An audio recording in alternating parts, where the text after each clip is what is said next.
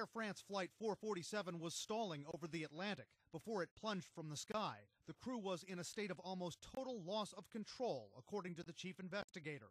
First, the plane's speed sensors malfunctioned. That should not have caused the catastrophe. But, quote, poor management of what's called the Startle effect generated a highly charged emotional factor, according to a new report. Are commercial pilots trained on the so-called Startle effect, what to do when something suddenly happens like that? What I was trained to do was take a deep breath, get control of yourself, and then control of the situation, because it's startling. Mark Weiss, a pilot for more than 20 years with a major American carrier, says there are things pilots have to have memorized for startling events.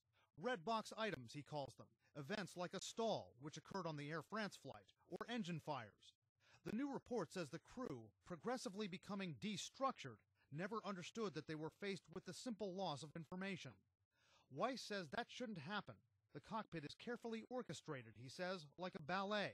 Everyone knows their roles. I'm a co-pilot here, you're a co-pilot here, we get the signal that something's wrong, we take the deep breath, and then what do? How do I communicate with you? Typically, the person who is in the left seat is going to be flying the airplane. It doesn't make a difference if they're the co-pilot or the captain. They will generally say, I've got the airplane, you work with the problem. That may have happened, but other communication broke down.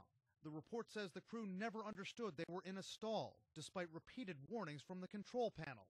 A key question now, are commercial pilots being retrained to make sure these breakdowns don't happen again?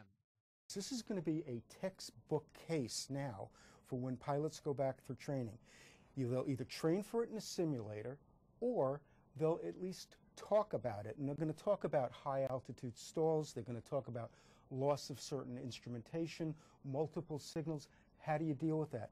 Weiss says the airlines will also talk about crew resource management, how to work together and communicate better.